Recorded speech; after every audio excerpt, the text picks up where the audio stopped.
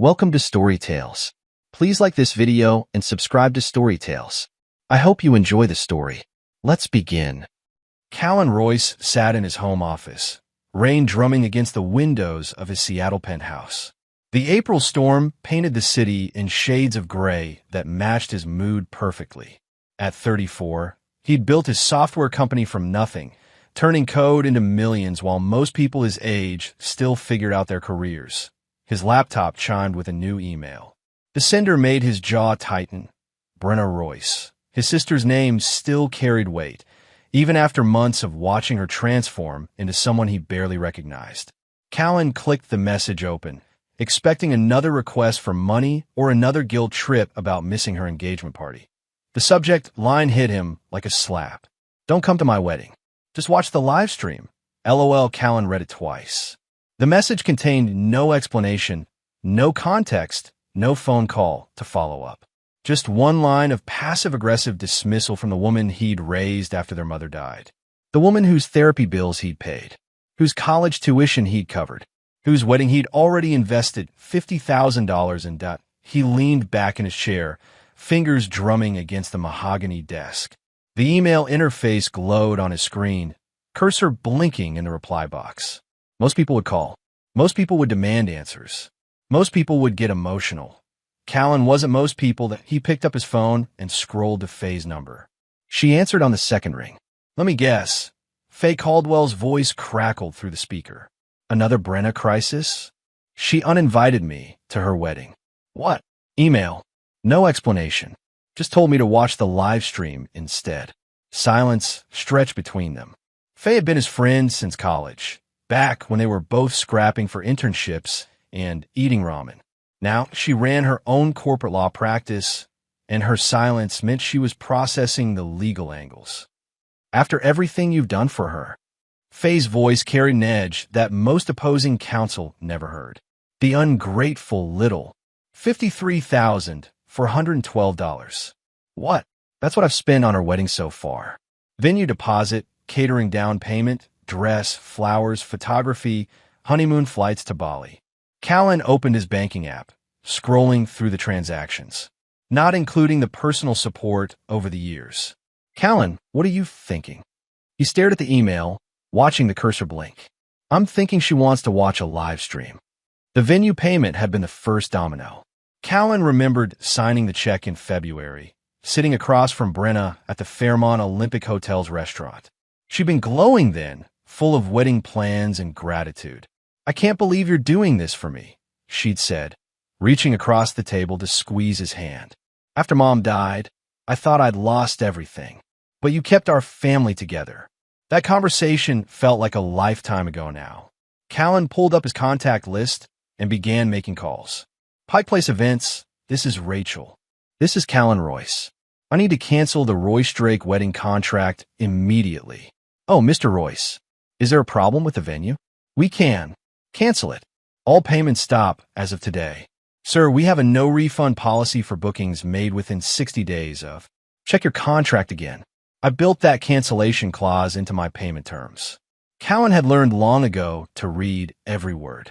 You'll find I retain the right to cancel with 48 hours notice. A pause. Papers rustling.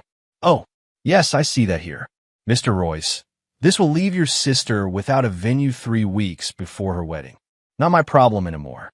He hung up and dialed the caterer, then the florist, then the photographer, then the airline. Each conversation followed the same pattern. Professional courtesy, shock, stammered protests, then reluctant compliance. Callan had built his business on thorough contracts and escape clauses. He never entered an agreement without knowing exactly how to exit it. His phone buzzed with a text from Faye. Are you sure about this? Another text followed. I'm not saying don't do it. I'm saying make sure you're ready for the war that's coming. Callan typed back. I've been ready for years. His mind drifted to the months after their mother's funeral. Brenna had been 19, devastated, and barely functional. Their father, Rowan, had vanished into his own grief and a bottle of whiskey, leaving Callan to handle everything. Funeral arrangements, insurance claims, selling their mother's house, getting Brenna into therapy. He'd been 25 and drowning in his own startup, but he'd made it work. Late nights coding, while Brenna slept on his couch, paying for her apartment when she finally got back on her feet, covering her therapy sessions when she couldn't afford them, supporting her through college, through job searches, through the string of bad relationships that led to Milo. The last call went to the dress boutique. Vera Wong, Seattle. This is Amanda. This is Callan Royce. I need to cancel the payment for the Brenna Royce dress order. Mr. Royce, the dress has already been altered. We can't. Read your payment contract. No payment, no dress. But the wedding is in 3 weeks. Then I suggest you call my sister. He ended the call and closed his laptop. Outside, the rain had intensified, turning the city into a blur of lights and motion. Callan poured himself a scotch and settled into his reading chair. His phone sat silent on the side table. For the first time in months, he felt calm that Callan's phone started ringing at 6:30 the next morning. Brenna's name flashed on the screen 9 times before he bothered to look. He let it go to voicemail, then played the message while brewing coffee. Callan, what the hell did you do? Her voice cracked with panic. The venue called. They said you canceled everything. The caterer won't return my calls. My dress, they locked me out of the store. What is wrong with you? The next voicemail was sobbing. The third was screaming. By the 7th, she'd moved to threats. You can't do this to me. I'll sue you. I'll tell everyone what kind of person you really are. Callan deleted them all without finishing them. His doorbell rang at 10:15.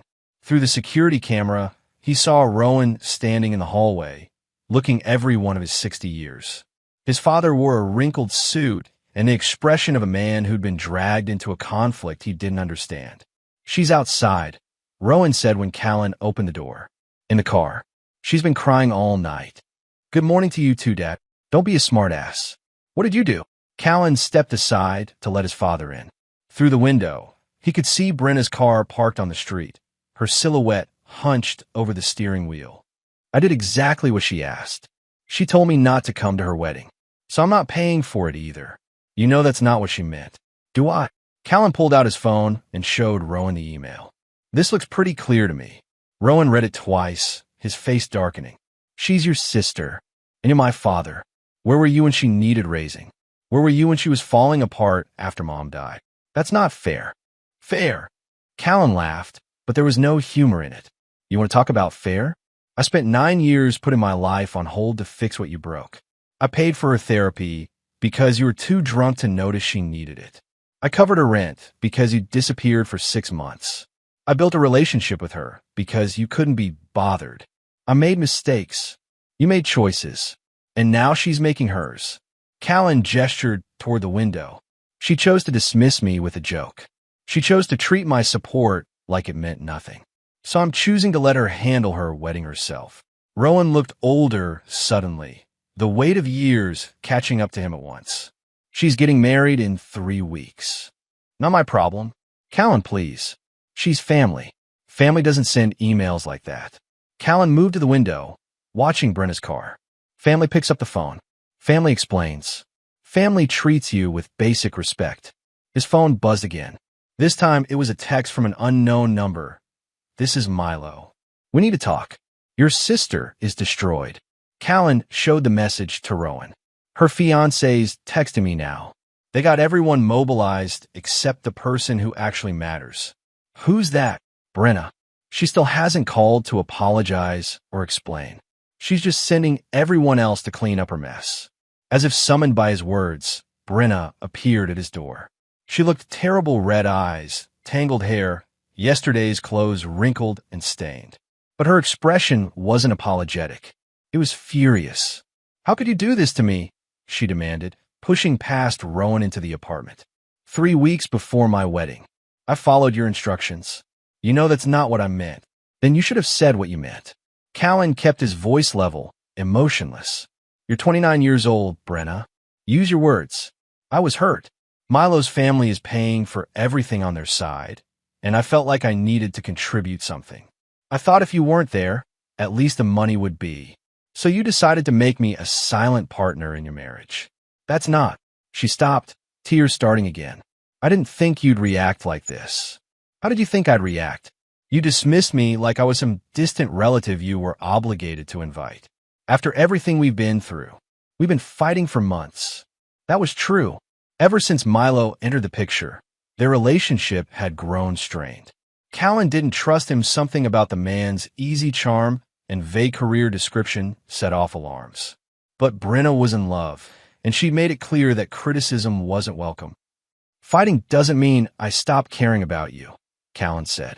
But apparently it meant you stopped caring about me. That's not true. Prove it. He pulled out his phone. Call the vendors. Explain that you sent that email without thinking. Tell them your brother had every right to cancel his payments after being uninvited. Take responsibility. Brenna stared at him. You want me to humiliate myself. I want you to grow up. The silence stretched between them. Rowan shifted uncomfortably, but stayed quiet. Outside, the rain had started again, pattering against the windows like impatient fingers. I can't, Brenna whispered finally. Milo's already called his family. They think you're jealous and controlling. If I tell them I was wrong, then you tell them you were wrong. You don't understand.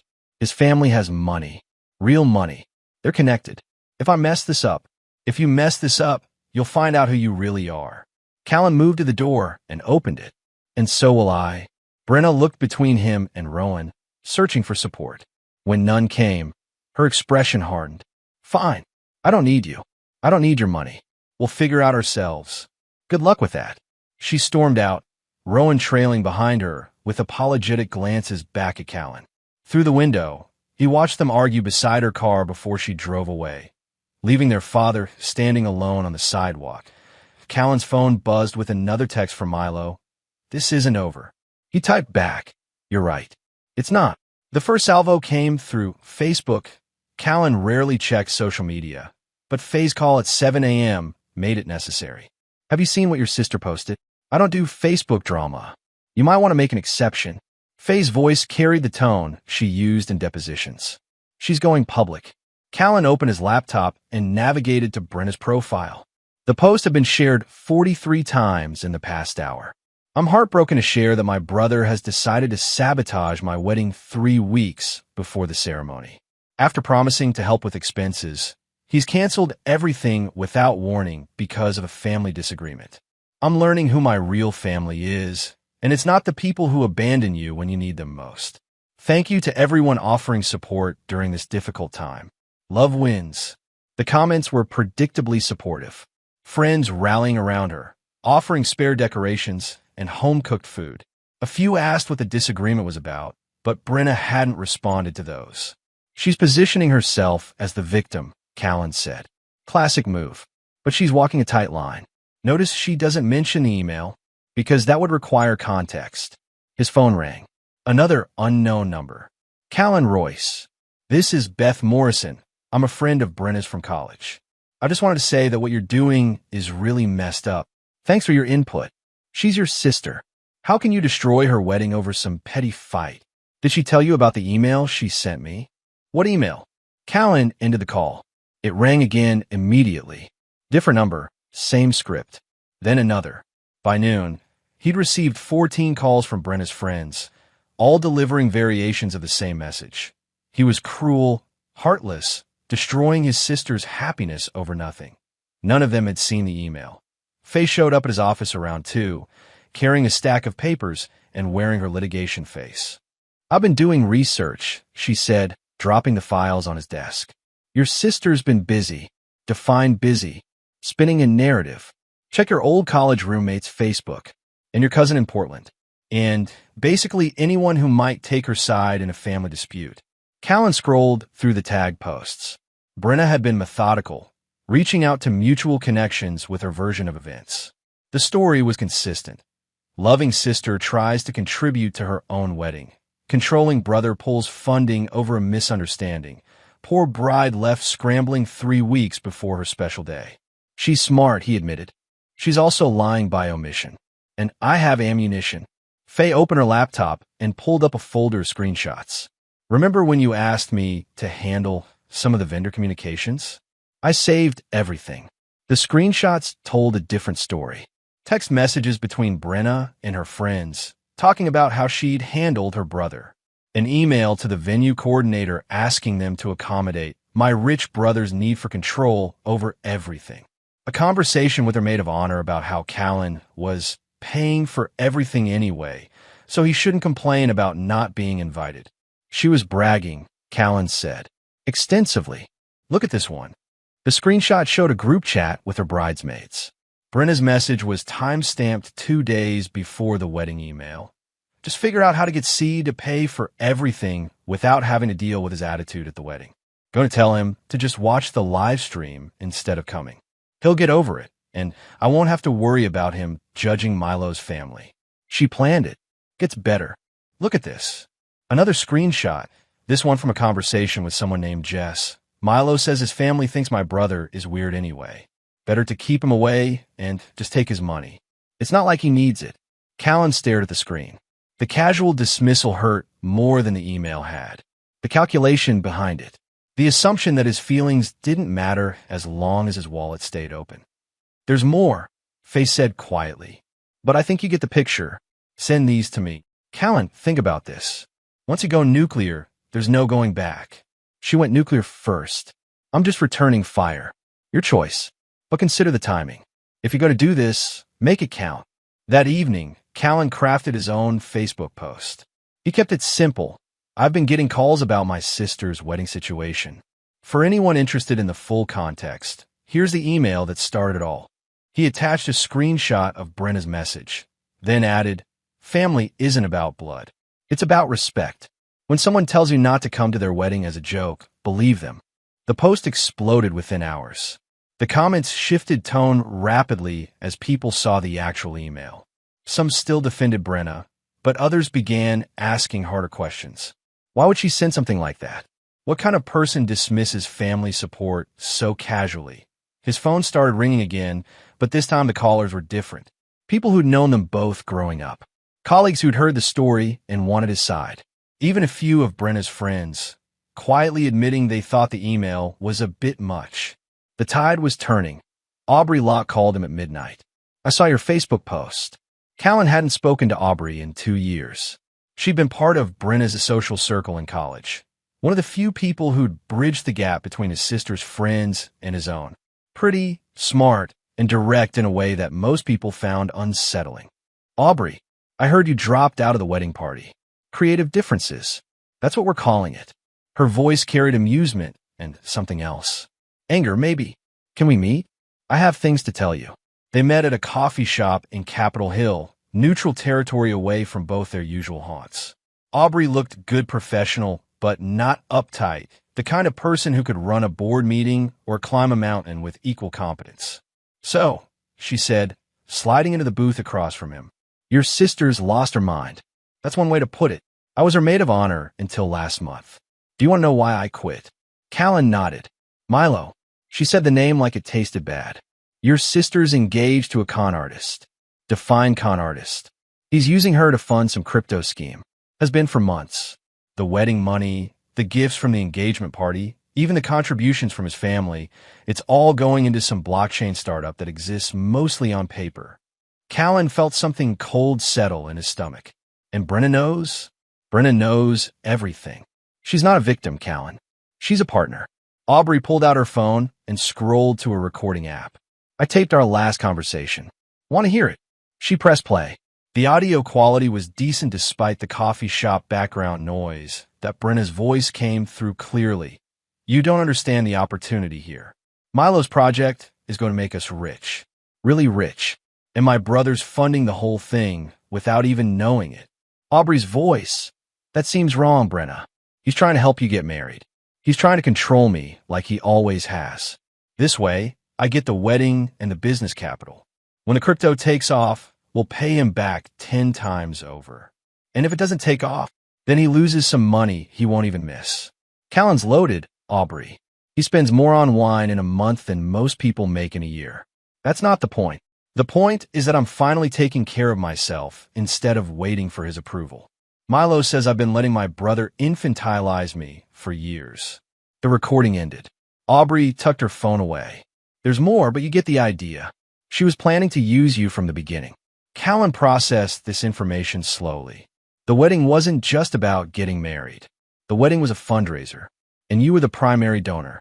Why are you telling me this? Aubrey looked out the window at the Seattle street, watching people navigate the evening rain. Because I liked you in college. Because your sister used to be a decent person before Milo got his hooks in her. And because I hate watching people get played. She pulled a flash drive from her purse and slid it across the table. Financial records, bank statements, business plans, text message threads. Everything I could gather before I bailed. This is illegal. No, it's not. I was part of the wedding planning committee. Brenna gave me access to her accounts to help coordinate payments. She forgot to revoke it when I quit. Callan pocketed the drive. What kind of crypto scheme are we talking about? Something called CoinFlux. Supposedly a revolutionary trading platform. But when I looked into it, the business address is a UPS store in Tacoma, and the technical team consists of Milo and his college roommate. Who's investing? His family, supposedly, plus wedding guests who've been pitched as early opportunity partners, plus whatever Milo can skim from wedding expenses. Aubrey leaned forward. He's not planning to marry your sister, Callan. He's planning to disappear with the money after the honeymoon. You can prove that. Check the flash drive. The marriage license application was never filed. I found a draft in his email. Her name isn't on it. Callan felt a familiar chill of recognition. This was how he felt when debugging code, finding the critical error that made everything else make sense. Milo wasn't just a bad choice. He was a predator who'd found the perfect mark in a woman desperate to prove her independence from her overprotective brother. There's something else, Aubrey said. I think Faye might be interested in this information. From a legal perspective, you've been busy. I've been angry. Your sister was my friend. Watching her turn into someone who'd scam her own family, it's been hard. They parted ways in the parking lot. Aubrey gave him a quick hug, the kind of gesture that might have meant more under different circumstances.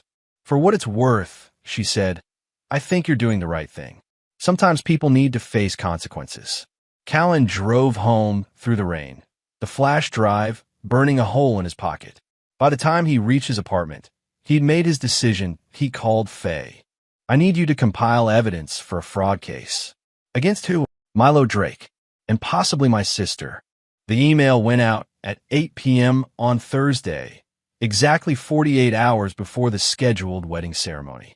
Callan had spent 3 days crafting it with Faye's help, making sure every word was legally defensible and maximally devastating. The recipient list included everyone on the wedding invitation list, plus selected family members and mutual friends. 237 people in total. The subject line read, Pre-wedding entertainment. The message was simple. Hello, friends and family. I thought you might enjoy some background information before Saturday's celebration. Please find attached some interesting reading material about the happy couple and their creative approach to wedding financing. Enjoy the show. See, the attachments painted a comprehensive picture. Screenshots of Brenna's dismissive texts about manipulating her rich brother. Bank records showing money flowing from wedding accounts into CoinFlux investments. Email threads between Milo and his partners discussing how to maximize the take from these Seattle tech idiots. Financial projections for the crypto scheme that looked like a child's wish list. And finally, the marriage license draft with only Milo's name on it. Callan sent the email and poured himself a scotch. His phone started ringing within minutes. The first call was from his uncle in Portland. Jesus Christ, Callan. Is this real? Every document. That son of a bitch. And Brenna was in on it. Up to her neck. More calls followed. Cousins, family friends, colleagues who'd been invited to the wedding. The story spread through their social circles like wildfire, each person sharing their shock and forwarding the evidence to others. At T10:30, Brenna called. You bastard, she screamed into the phone. You've ruined everything. I've revealed everything. There's a difference. Those emails were private. Those emails were evidence of fraud. And now they're public record. I'll sue you. I'll destroy you. With what lawyer? I assume your legal fund got invested in CoinFlux too. The line went quiet except for her sobbing. Brenna, Callan said, his voice gentler now. It's not too late. You could still back out. Press charges against Milo. Admit you made a mistake. I love him. He was never going to marry you. Check the license application. More sobbing. Then, you don't understand. I can't go back to being your little sister who needs rescuing. I can't admit I was wrong about everything. Pride is expensive, Brenna. Are you sure you can afford it? She hung up. 20 minutes later, Milo called from a different number. You think you're smart, he said. His charm was gone, replaced by something uglier. You think you've won. I think I've exposed a criminal conspiracy. The winning part is just a bonus. Your sister loves me. Whatever you think you've proven, she'll stand by me. Even when she finds out you were never planning to actually marry her. Silence. That's right, Milo. I know about the license. I know about the exit strategy. I know about the Swiss account you set up last month. You can't prove. I can prove everything. The question is whether you want to make this easy or hard. Milo's voice dropped to a whisper. This isn't over. You're right. Tomorrow is the rehearsal dinner. Should be interesting. The rehearsal dinner was scheduled for Friday evening at a restaurant in Belltown. Callan wasn't invited, but he didn't need to be there. He had other sources. Aubrey called him at 9 p.m. with updates. It's a disaster, she said, barely containing her laughter. Half the wedding party didn't show up. The ones who did are asking pointed questions about coin flux. Milo's family is huddled in a corner, looking mortified, and Brenna, trying to hold it together. She's claiming the documents are fake, that you're trying to destroy her happiness out of jealousy. Anyone buying it? Not really. The financial records are too detailed. And someone called the address for CoinFlux's headquarters. It's definitely a UPS store. Callan heard shouting in the background. What's happening now? Milo's having words with your father. Rowan just asked him about the marriage license. This is better than cable. The shouting got louder. Then Aubrey's voice came back, excited. Oh my God. Milo just stormed out. Brenna's chasing after him. The remaining bridesmaids are following her. I think the rehearsal dinner just became a rehearsal breakup. Where are you? Parking lot. Brenna's trying to get Milo to come back inside. He's shouting something about cutting losses and knowing when to fold. Callan heard car doors slamming. An engine starting. He's leaving, Aubrey reported.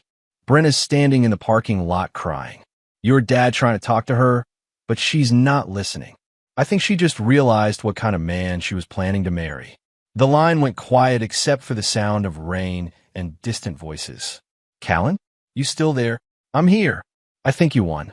Callan looked out his window at the Seattle skyline, lights reflecting off the wet streets like scattered diamonds. No, I think everyone lost. But at least we lost honestly. Saturday morning brought no phone calls. No frantic texts from Brenna. No last-minute pleas from Rowan. Just silence and the steady Seattle rain that seemed to mirror the collapse of everyone's expectations. Callan worked in his home office, catching up on code reviews and quarterly reports. Normal life, as if his sister's world hadn't imploded 2 days earlier. The quiet felt strange after weeks of constant drama. His doorbell rang at 11:30. Through the security camera, he saw a delivery driver holding an envelope. Callan Royce. That's me. Wedding invitation. Last-minute change of venue. The envelope was hand-addressed in Brenna's careful script. Inside, a single piece of paper with an address in Queen and a time. 2:00 p.m. No message. No explanation. Just coordinates and a schedule, like she was summoning him to witness the final act of her disaster. Callan almost threw it away. Almost. But curiosity won over common sense. And at 1:30, he found himself driving through the rain toward Queen and wondering what his sister had planned for an encore. The address led to a modest house with a small backyard. Cars lined the street, maybe a dozen of them, far fewer than the original guest list of 200. Through the front window, Callan could see people moving around, but the activity looked scattered and desperate rather than celebratory. He parked across the street and waited for T2:15. Brenna appeared in the backyard wearing her wedding dress. It was beautiful, simple, elegant, expensive. The kind of dress that should have been photographed in a grand venue with professional lighting, not displayed in a suburban backyard with folding chairs and string lights hung haphazardly between trees. 14 people sat in the audience. Callan recognized a few faces from the original wedding party, but most were strangers. Probably friends recruited at the last minute to fill empty chairs and make the event feel less pathetic. Someone had set up a phone on a tripod, presumably for the live stream that had started this whole mess. The camera was pointed at a makeshift altar where Brenna stood alone, looking around nervously, and oh Milo. Callan rolled down his window, wondering if his sister had finally understood what kind of man she'd been planning to marry. The audio was too distant to make out words, but he could read body language. Brenna kept checking her phone. The guests were getting restless. Someone was crying, probably their cousin Lisa, who cried at everything. At T2:30, a man in a cheap suit approached the altar. The officiant, presumably. He spoke to Brenna, gesturing apologetically. She shook her head, then nodded, then shook her head again. The officiant left. Brenna stood alone at the altar in her expensive dress, rain starting to spot the white fabric. The guests shifted uncomfortably. A few stood up and headed for the house, probably looking for an exit strategy that didn't involve confronting the bride about her missing groom. Callan's phone buzzed with a notification from Instagram. Someone was live streaming the backyard wedding to social media. He opened the app and found Brenna's account, watching his sister's humiliation broadcast to anyone bored enough to tune in. The comments were brutal. Where's the groom? This is so sad. Is this really happening? Someone called it this whole thing was fake. Girl, just go inside. But Brenna didn't go inside. She stood at the altar like she was waiting for a miracle, occasionally wiping rain from her face or checking her phone. The remaining guests huddled under the small covered patio, trapped between social obligation and secondhand embarrassment. At T3 o'clock, Brenna finally spoke into the phone camera. Callan couldn't hear her words, but the live stream picked up the audio. I know this looks bad, she said, her voice shaky but determined. But love is about commitment. It's about showing up, even when things get difficult. Milo is just processing some family issues. He'll be here. The comments exploded. Honey, no. He's not coming. This is painful to watch. Someone help this girl. Callan closed the app and started his car. He'd seen enough. His sister was drowning in her own choices, and no amount of waiting would bring her fiancé back from whatever hole he'd crawled into. But as he pulled away from the curb, something made him stop. A black sedan turning onto the street, moving slowly like the driver was looking for an address. The car pulled up to the house. Milo got out. He looked terrible, unshaven, wrinkled clothes, the kind of appearance that suggested he'd spent the night in his car or a cheap hotel.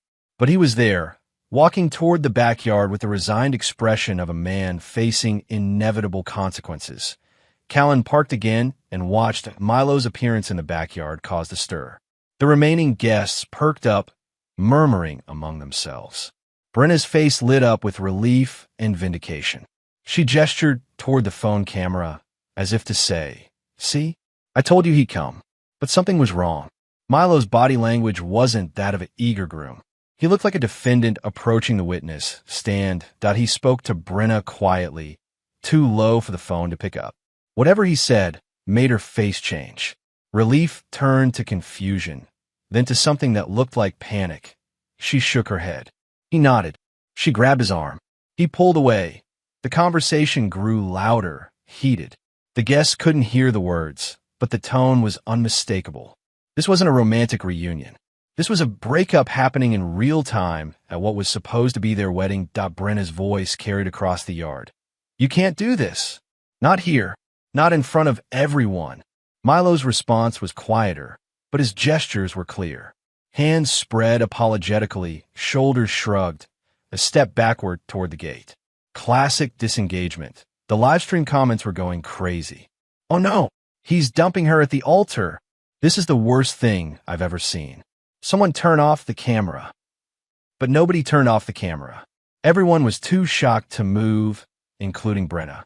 She stood frozen in her wedding dress, watching her fiancé walk away from their makeshift altar, their borrowed backyard, their carefully constructed lie. Milo paused at the gate and turned back. He said something that made Brenna crumple, actually sink to her knees in the wet grass. Then he was gone, the black sedan disappearing down the street. The backyard fell silent except for the rain and Brenna's sobbing. The guests began a slow, awkward exodus toward their cars, leaving her kneeling alone at the altar in her ruined dress. Callan sat in his car across the street, watching his sister's complete breakdown. Part of him felt vindicated. Part of him felt sick. But mostly, he felt nothing at all. Callan's phone rang as he drove home from the disaster in Queen Anne. Faye's name on the screen. "Tell me you're somewhere with good scotch," she said without preamble. "Just left Brenna's wedding." "How bad was it?"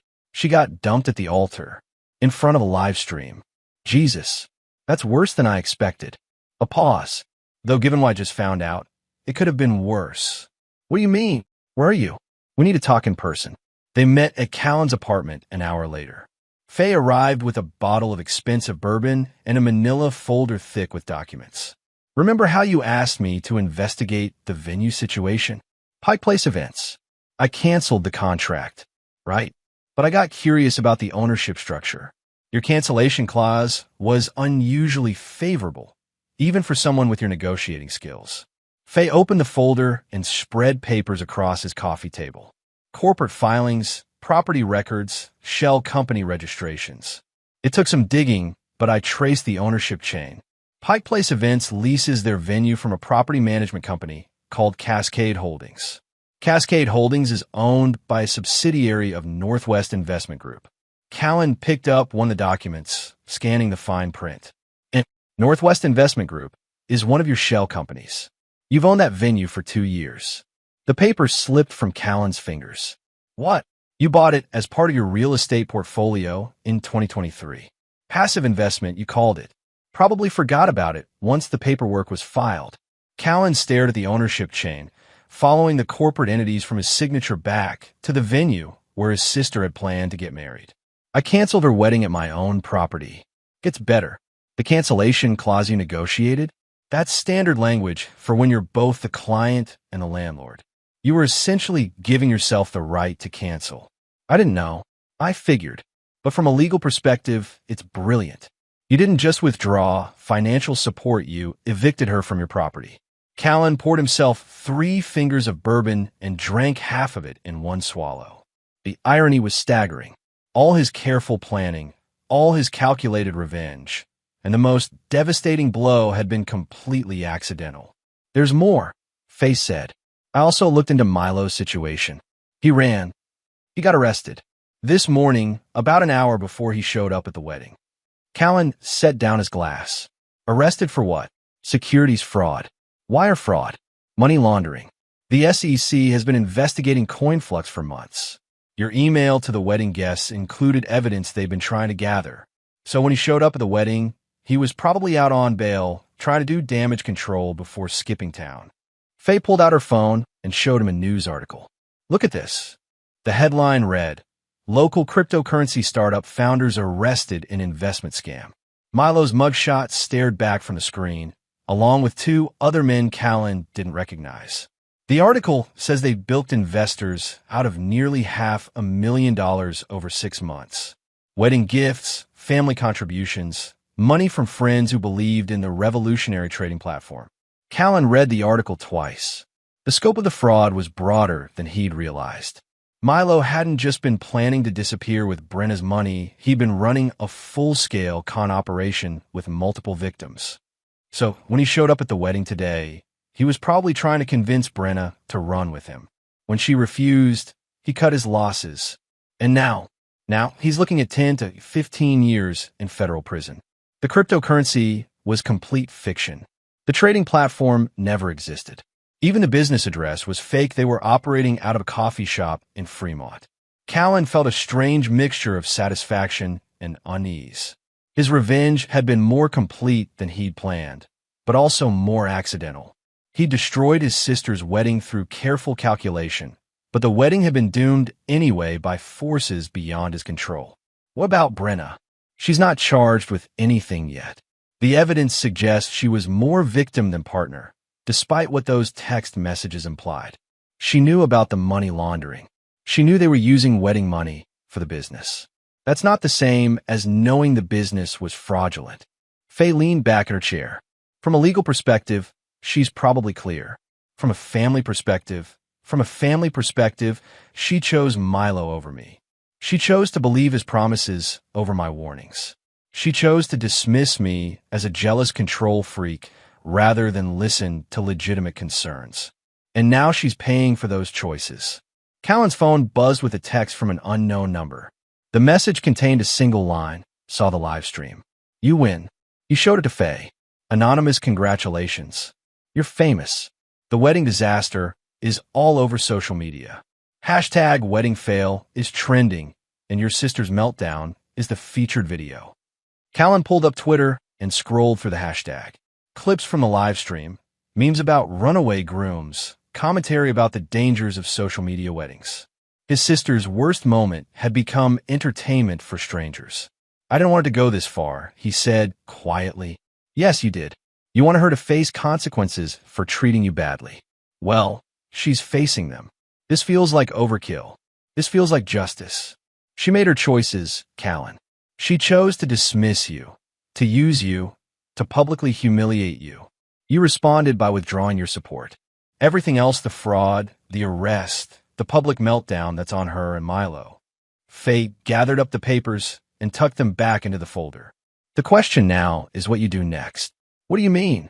Your sister is broke, unemployed, and publicly humiliated. Her fiancé is in federal custody. She's probably going to lose her apartment within a month. Faye stood up, smoothing her skirt. She's going to need help. She has Rowan. Your father is 60 years old and barely managing his own life. She's going to come to you eventually, probably with a full apology and a sob story about learning her lesson. Callan considered this. Brenna had always been good at apologies when she needed something. Tears, remorse, promises to do better. It had worked for years until today. And when she does, that's up to you. But think carefully about what kind of person you want to be. Revenge is satisfying, but it's not sustainable. Faye left him alone with the bourbon and the corporate documents that proved his victory had been even more complete than he'd realized.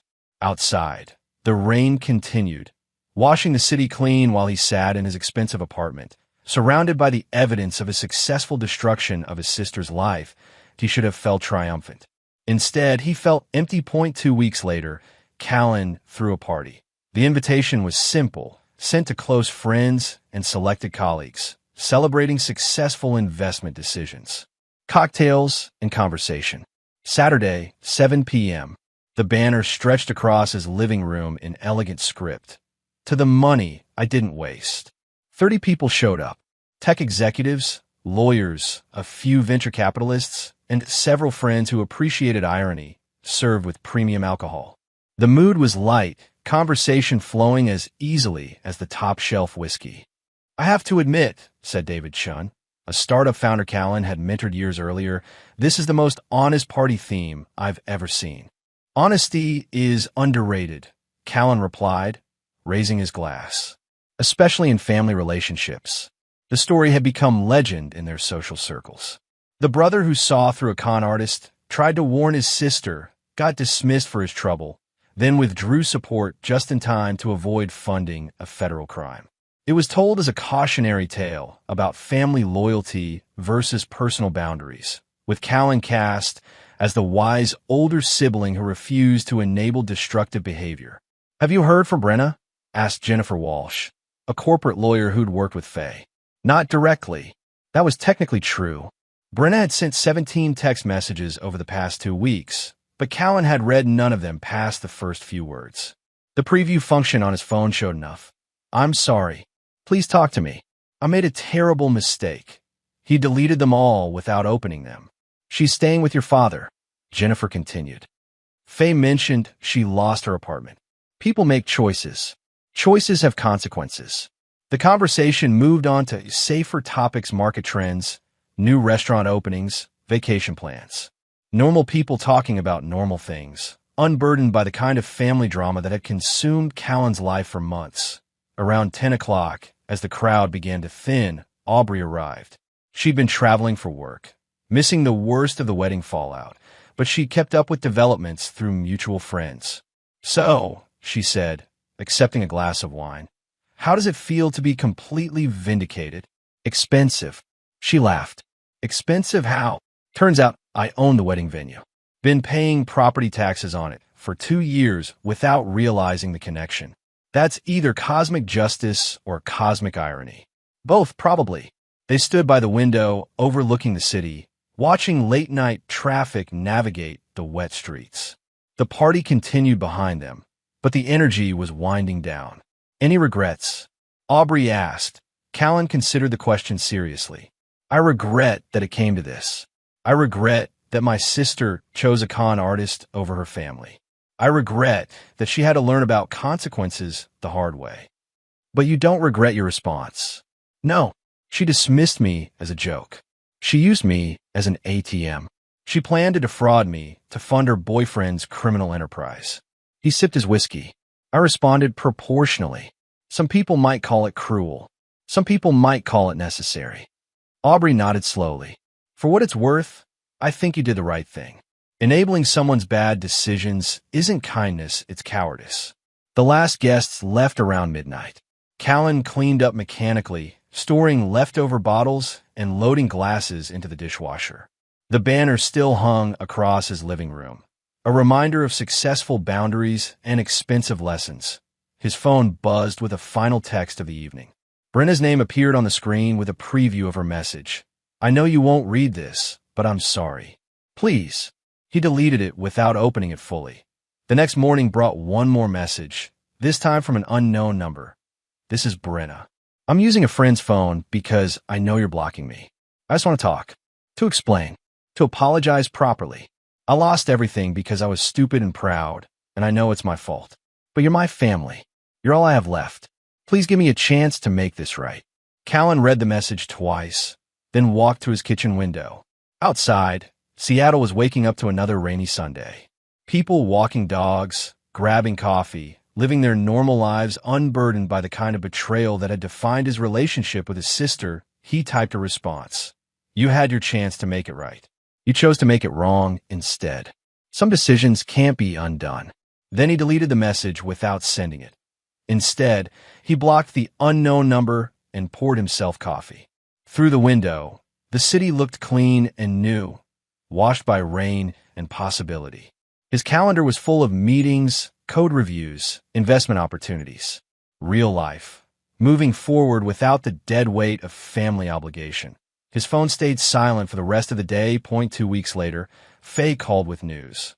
Your sister's engaged. To who? Some guy she met at a coffee shop. Rebound relationship, probably. The engagement announcement says they're planning a small ceremony this summer. Good for her. Callan, good for her, he repeated firmly. She's learned that weddings don't require her brother's approval or funding. That's growth. She's also learned that actions have consequences. Even better, they talked about other things: business, mutual friends, Faye's latest court victory. Normal conversation between friends who'd weathered a crisis together and emerged stronger. As Callan hung up, he felt something he hadn't experienced in months. Peace. His sister had moved on. He moved on. The drama was over, replaced by the quiet satisfaction of boundaries enforced and lessons learned. His phone buzzed with a text from an unknown number, but this time he didn't even look at the preview. He deleted it immediately and went back to his code review. Outside, Seattle hummed with life and possibility, and Callan Roy sat in his expensive apartment, surrounded by the fruits of his successful revenge, finally free from the weight of family expectations that he'd won completely, and he'd never felt more alone.